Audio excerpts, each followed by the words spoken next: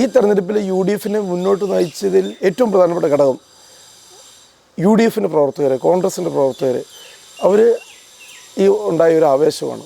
ഭൂസമരം, ദളിത് സംഘടനകളുടെ ഭൂസമരം കേരളം ഒട്ടാകെ ഞാൻ പങ്കെടുത്തിട്ടുണ്ട്. ദളിതരുടെ ഭൂമിക്ക് വേണ്ടിയുള്ള അവകാശങ്ങൾക്കുള്ള പോരാട്ടങ്ങൾക്ക് വേണ്ടിയിട്ട്. അപ്പോൾ അതെല്ലാം ഈ തെരഞ്ഞെടുപ്പിൽ ഞാൻ അവരോട് അഭ്യർത്ഥിക്കാതെ തന്നെ എനിക്ക് വലിയ പിന്തുണ ദളിത് സംഘടനകൾ, ദളിത് പിന്നോക്ക സംഘടനകളുടെ ഭാഗത്ത് നോക്കി ഉണ്ടായി. ഒരു പീരീഡ് അല്ലെ ഒരു മണിക്കൂർ എനിക്ക് എക്സ്ട്രാ ടൈം കിട്ടിയാലും ഞാൻ അന്നേരം എൻ്റെ എഴുത്തിലോ വായനയിലോ ലൈബ്രറിയിലോ അല്ലെ രാത്രിയാണല്ലോ അഹോരാത്രം പണിയെടുത്തുകൊണ്ട് തന്നെ എനിക്ക് നിർബന്ധമായിരുന്നു. ഇത്രയും വളരെ മാന്യമായി ഒരു തെരഞ്ഞെടുപ്പ് നടന്ന മറ്റൊരു കോൺസ്റ്റിറ്റ്യുവൻസി കേരളത്തിലുണ്ടെന്ന് എനിക്ക് തോന്നുന്നില്ല. ഞാനൊരു 20-25 വർഷമായിട്ട് സജീവമായി ഞാൻ കാഞ്ഞിരപ്പള്ളിയിൽ രാഷ്ട്രീയ പൊതുപ്രവർത്തനത്തിലുണ്ട്. യൂത്ത് കോൺഗ്രസിൻ്റെ താഴെത്തട്ടിൽ നിന്ന് തന്നെ വളർന്നു വന്ന് അതുപോലെ തന്നെ കോൺഗ്രസിൻ്റെ വിവിധ ചുമതലകൾ വഹിച്ചുകൊണ്ട് കാഞ്ഞിരപ്പള്ളി നിയോജകമണ്ഡലത്തിൻ്റെ എല്ലാ ഭാഗങ്ങളിലും സംഘടനാ പ്രവർത്തനത്തിൽ തന്നെ ഇടപെട്ട് വന്നു. അങ്ങനെ അതുപോലെ ഏറ്റവും താഴെത്തട്ട് തന്നെ പാർട്ടി പ്രവർത്തനത്തിൽ ഉണ്ടായിരുന്നു. അങ്ങനെ സ്വാഭാവികമായിട്ടും ഉയർന്നു വന്ന ഒരു പേരാണ് എൻ്റേത്. പക്ഷേ കോൺഗ്രസിൻ്റെ ഒരു പതിവ് നടപടിക്രമമുണ്ട്. എന്നുവെച്ചാൽ പ്രഖ്യാപനം അന്തിമഘട്ടത്തിലെത്തിയപ്പോൾ എൻ്റെ പേര് വന്നു എന്നുള്ളത്. ശ്രീ രാഹുൽ ഗാന്ധി താല്പര്യമെടുത്ത് തന്നെ നിർദ്ദേശിക്കപ്പെട്ടു എന്നതിൽ എനിക്ക് വലിയ സന്തോഷമുണ്ട്. ഈ തെരഞ്ഞെടുപ്പിലെ ഏറ്റവും വലിയൊരു പ്രത്യേകതയായിട്ട് ഞാൻ പരിഗണിച്ചത് പ്രവർത്തകരുടെ ഇടയിലുണ്ട ഒരു ആത്മവിശ്വാസമാണ്, ഒരു ആവേശമാണ്. ഞാൻ തെരഞ്ഞെടുപ്പിൻ്റെ ആദ്യഘട്ടം മുതൽ തന്നെ ഞാൻ പ്രവർത്തകരോട് പറഞ്ഞത്, നിങ്ങളാണ് ഈ തെരഞ്ഞെടുപ്പ് നയിക്കുന്നത്, ഞാൻ നിങ്ങളിൽ ഒരാളായി നിങ്ങളുടെ കൂടെ നിൽക്കുകയുള്ളൂ. നിങ്ങളാണ് ഈ തെരഞ്ഞെടുപ്പിന് മുഴുവൻ ഉത്തരവാദിത്വം ഏറ്റെടുത്ത് നയിക്കേണ്ടത്. നിങ്ങൾ ഓരോരുത്തരുമാണ് മത്സരിക്കുന്നത്. അപ്പോൾ അതിൻ്റെ ഒരു ഉണർവ് അത് ഞാൻ മനസ്സിലാക്കുന്നത്, ഞാൻ കഴിഞ്ഞ നേരത്തെ ചൂണ്ടിക്കാണിച്ചതുപോലെ ഈ പാർട്ടിയുടെ ഏറ്റവും താഴെത്തട്ട് ഉള്ള പ്രവർത്തനങ്ങളിൽ ഞാൻ ഈ പ്രവർത്തകരോടൊപ്പം ഉണ്ടായിരുന്നു. അവരുടെ സന്തോഷങ്ങളിൽ, അവരുടെ സങ്കടങ്ങളിൽ എല്ലാം അവരിൽ ഒരാളായി ഞാൻ അവരോടൊപ്പം ഉണ്ടായിരുന്നു. അപ്പോൾ അവർക്ക് എൻ്റെ സ്ഥാനാർത്ഥിത്വം ഒരു വലിയ ആവേശം നൽകി. ഈ തെരഞ്ഞെടുപ്പിൽ യു ഡി എഫിനെ മുന്നോട്ട് നയിച്ചതിൽ ഏറ്റവും പ്രധാനപ്പെട്ട ഘടകം യു ഡി എഫിൻ്റെ പ്രവർത്തകർ, കോൺഗ്രസിൻ്റെ പ്രവർത്തകർ, അവർ ഈ ഉണ്ടായ ഒരു ആവേശമാണ്. അതാണ് അവസാന ഘട്ടത്തിലേക്ക് വന്നപ്പോൾ ഞങ്ങൾക്ക് ഒരു വലിയ മുന്നേറ്റം നടത്തുവാനായിട്ട് കാരണമായത്. ഈ തെരഞ്ഞെടുപ്പിൽ എനിക്ക് എല്ലാ വിഭാഗം ആളുകളുടെയും എനിക്ക് വലിയ പിന്തുണ കിട്ടിയിട്ടുണ്ട്. ഞാനങ്ങനെ ഏതെങ്കിലും ഒരു വിഭാഗത്തിൻ്റെ ആളായിട്ട് ഞാൻ ഇന്നേ വരെ ഞാൻ ചിത്രീകരിക്കപ്പെടാൻ വേണ്ടി ഞാൻ ആഗ്രഹിച്ചിട്ടില്ല. ഞാൻ അങ്ങനെ ഇതുവരെ ഞാൻ നിന്നിട്ടുമില്ല.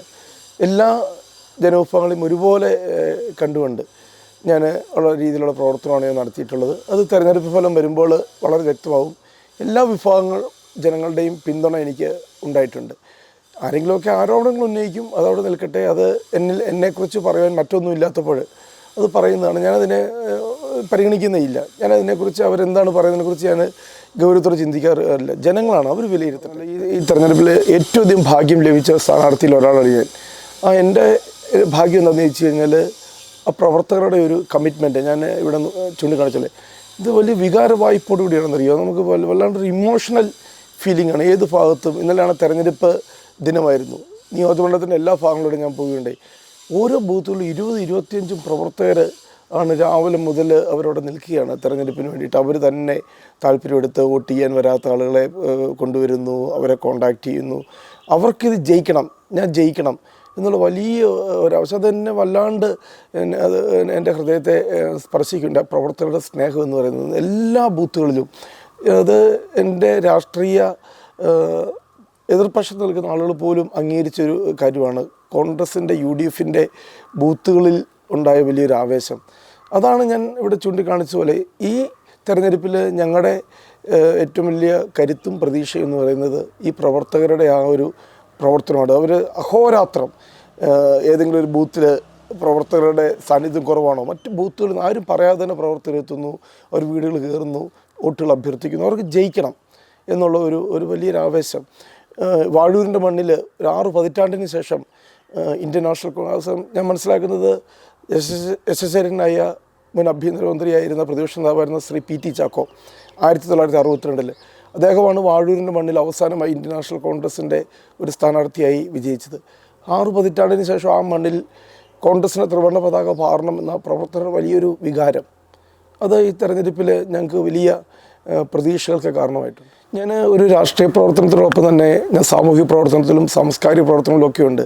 ഞാൻ പലതരത്തിലുള്ള സാമൂഹിക സംഘടനകളുടെ സാംസ്കാരിക വേദികളിൽ പ്രഭാഷകനായും പ്രാസംഗികനായും, അത് ഇടതുപക്ഷ ചിന്ത പുലർത്തുന്ന ക്ലബ്ബുകളുടെയും ഒക്കെ വേദികളിൽ, ട്രേഡ് യൂണിയനുകളുടെ പൊൻകുന്നവും വാഴൂരും ഒക്കെ ഉള്ള പ്രദേശങ്ങളിൽ ഇടതുപക്ഷ ട്രേഡ് യൂണിയനുകളുടെ ഉൾപ്പെടെയുള്ള ആളുകളുടെ പ്രവർത്തനങ്ങളെല്ലാം ഞാൻ പോയിട്ടുണ്ട്. അതുപോലെ തന്നെ നാഷണൽ സർവീസ് സ്കീം, മഹാത്മാഗാന്ധി യൂണിവേഴ്സിറ്റിയിൽ തന്നെ മികച്ച NSS പ്രോഗ്രാം ഓഫീസറായി എന്നെ തിരഞ്ഞെടുത്തിട്ടുണ്ട് സാമൂഹ്യ പ്രവർത്തനങ്ങളുടെ പേരിൽ. അപ്പോൾ രാഷ്ട്രീയത്തിനപ്പുറത്തേക്ക് അതുപോലെ തന്നെ എനിക്ക് എടുത്ത് പറയേണ്ടതുണ്ട് ഭൂസമരം, ദളിത് സംഘടനകളുടെ ഭൂസമരം കേരളം ഒട്ടാകെ ഞാൻ പങ്കെടുത്തിട്ടുണ്ട്, ദളിതരുടെ ഭൂമിക്ക് വേണ്ടിയുള്ള അവകാശങ്ങൾക്കുള്ള പോരാട്ടങ്ങൾക്ക് വേണ്ടിയിട്ട്. അപ്പോൾ അതെല്ലാം ഈ തെരഞ്ഞെടുപ്പിൽ ഞാൻ അവരോട് അഭ്യർത്ഥിക്കാതെ തന്നെ എനിക്ക് വലിയ പിന്തുണ ദളിത് സംഘടനകൾ, ദളിത് പിന്നോക്ക സംഘടനകളുടെ ഭാഗത്തു നിന്നൊക്കെ ഉണ്ടായി. അത് ഞാൻ ഇതുവരെ ഞാൻ പിന്തുടർന്നു വന്നിരുന്ന എൻ്റെ ഒരു സാമൂഹിക പ്രവർത്തനത്തിന് കിട്ടിയ ഒരു രാഷ്ട്രീയത്തിനപ്പുറം വിവിധ ജനവിഭാഗങ്ങളുടെ ഭാഗത്തു നിന്ന് ഒരു പിന്തുണ എനിക്ക് കിട്ടിയിട്ടുണ്ട് എന്നാണ് ഞാൻ വിശ്വസിക്കുന്നത്. ജീവിതത്തിലെ ഏറ്റവും വലിയ മൂലധനം എന്ന് പറയുന്നത് വിദ്യാഭ്യാസമാണ്. കാരണം ഒരാളെ മാറ്റുന്നത്, കാരണം എനിക്ക് ദൈവം അനുഗ്രഹിച്ച് ഈശ്വര അനുഗ്രഹത്താൽ എനിക്ക് വിദ്യാഭ്യാസം, അതും വായിൽ വെള്ളിക്കരണ്ടിയുമായിട്ട് ജനിച്ച ഒരാളല്ല ഞാൻ, ഒരു ശരാശരി കുടുംബത്തിൽ ജനിച്ചു. പക്ഷേ എനിക്ക് രക്ഷപ്പെടണമെങ്കിൽ എനിക്ക് ഒരു വിദ്യാഭ്യാസം വേണമെന്ന് ആഗ്രഹമായി. അങ്ങനെ പഠിച്ചു. രാഷ്ട്രീയ പ്രവർത്തനത്തോടൊപ്പം തന്നെ റാങ്ക് മേടിച്ചാണ് ഞാൻ ജയിച്ചത്. കോളേജിൽ വിദ്യാർത്ഥി യൂണിയൻ പ്രവർത്തനത്തിലുണ്ടായിരുന്നു, ജനറൽ സെക്രട്ടറി ആയിരുന്നു. പക്ഷേ മഹാത്മാഗാന്ധി യൂണിവേഴ്സിറ്റിയിൽ തന്നെ റാങ്ക് മേടിച്ച് ഞാൻ ജയിച്ചു. ഹൈദരാബാദിലും ചെന്നപ്പോഴും സജീവമായി സംഘടനാ പ്രവർത്തനം ഉണ്ടായി, പക്ഷേ റാങ്ക് നേടി തന്നെ ജയിച്ചു. കേംബ്രിഡ്ജ് യൂണിവേഴ്സിറ്റിയിൽ ഗവേഷണത്തോടെ റിസർച്ച് ചെയ്യുവാനായിട്ടുള്ള എനിക്ക് അവസരം കിട്ടി. പക്ഷേ എനിക്ക് എൻ്റെ നാട്ടിൽ നിൽക്കണമെന്നുള്ളൊരു ആഗ്രഹമായിരുന്നു. ഞാൻ അങ്ങനെയാണ് ഹൈദരാബാദിൽ തിരിച്ച് നാട്ടിലേക്ക് വന്ന് യൂത്ത് കോൺഗ്രസിൻ്റെ ഒരു വാർഡ് കമ്മിറ്റി വൈസ് പ്രസിഡൻ്റായിട്ടാണ് ഞാൻ ഇവിടെ വന്ന് രാഷ്ട്രീയ പ്രവർത്തനം തുടങ്ങുന്നത്. യൂത്ത് കോൺഗ്രസിൻ്റെ വാർഡ് കമ്മിറ്റിയുടെ അവിടെ നിന്ന് പടിപടിയായി മണ്ഡലം വൈസ് പ്രസിഡൻ്റായി, ജില്ലാ സെക്രട്ടറിയായി. ശ്രീ രാഹുൽ ഗാന്ധിയുടെ ടാലൻറ്റ് സെർച്ചിൽ കേരളത്തിലെ തന്നെ ഏറ്റവും 3 പേരിൽ ഒരാളായി ഞാൻ തിരഞ്ഞെടുക്കപ്പെട്ടു. അതെല്ലാം എനിക്ക് കിട്ടിയ ഒരു വിദ്യാഭ്യാസം, അറിവ്.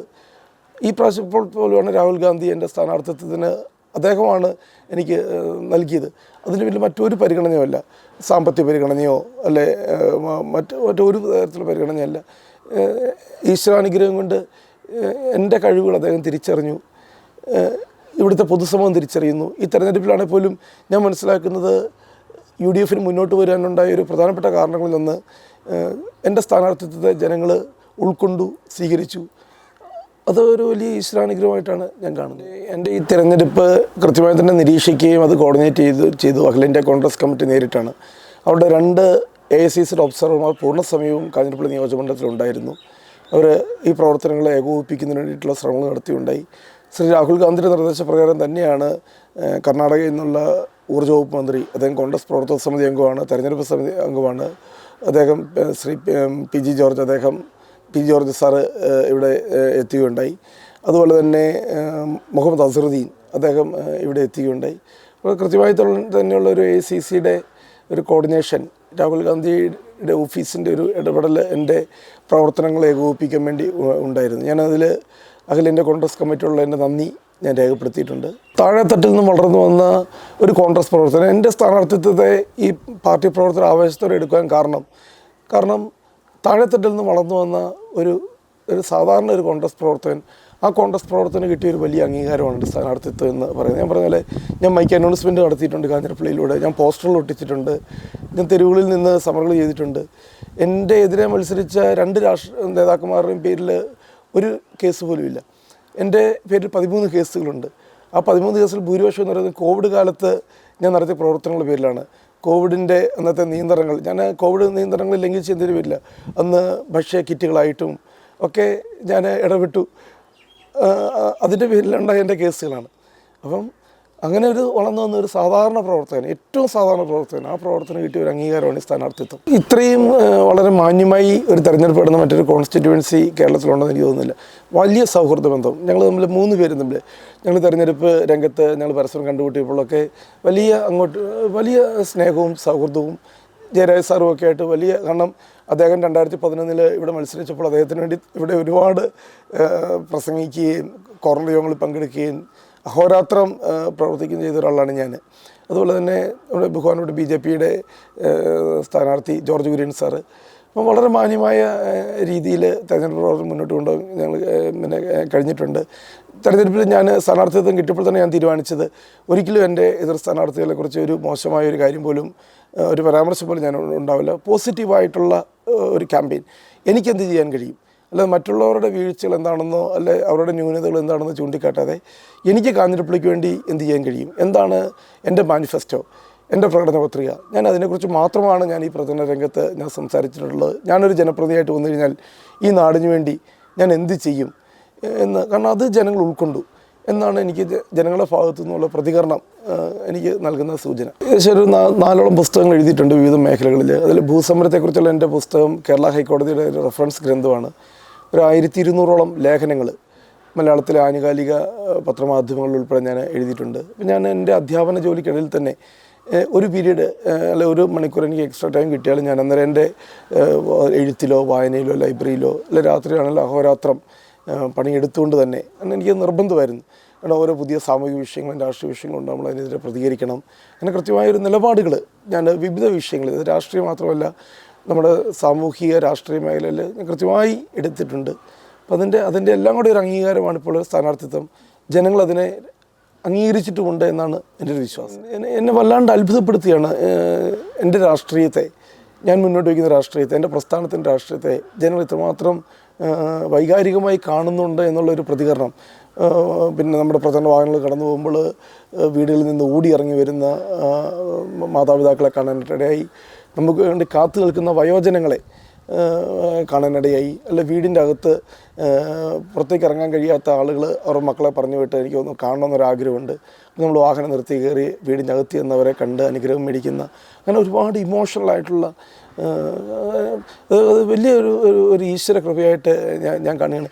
ഇപ്പം ഒരു പൊതുസമൂഹം എന്നെ കാണുന്നത്, അല്ല എൻ്റെ രാഷ്ട്രീയത്തെ കാണുന്നത് ഇത്ര പോസിറ്റീവായിട്ടാണ് എന്നുള്ളത് എന്നെ വല്ലാതെ അത്ഭുതപ്പെടുത്തി ഈ തെരഞ്ഞെടുപ്പ് പ്രചരണത്തിൽ.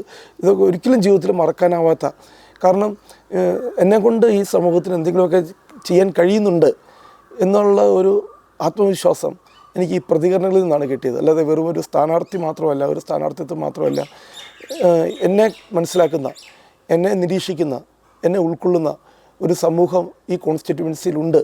ഞാൻ പോലും അറിയാത്ത, എന്നെ സ്നേഹിക്കുന്ന ഒരുപാട് ആളുകളുണ്ട് എന്നെനിക്ക് തിരിച്ചറിയാനായിട്ട് കഴിയും. ഇന്ത്യൻ നാഷണൽ കോൺഗ്രസ് നിലവിൽ വന്നിട്ട് 140ഓളം വർഷങ്ങളാകുന്നു. പക്ഷേ ഇപ്പോഴത്തെ വർത്തമാന കാലഘട്ടത്തിൽ നമുക്കറിയാം, കോൺഗ്രസ് എന്ന് പറയുന്ന പ്രസ്ഥാനത്തെ ഇല്ലാതാക്കി കഴിഞ്ഞാൽ ഇന്ത്യയുടെ രാഷ്ട്രീയം എങ്ങോട്ടായിരിക്കും എന്നതിനെക്കുറിച്ച് നമുക്ക് വ്യക്തമായിട്ടറിയാം. ഭരണഘടനാ സ്ഥാപനങ്ങളെല്ലാം എറിയപ്പെട്ടുകൊണ്ടിരിക്കുന്നു. കോൺഗ്രസ് എന്നൊരു പ്രസ്ഥാനമല്ല, കോൺഗ്രസ് എന്ന് പറഞ്ഞാൽ ഒരു ആശയധാരയാണ്.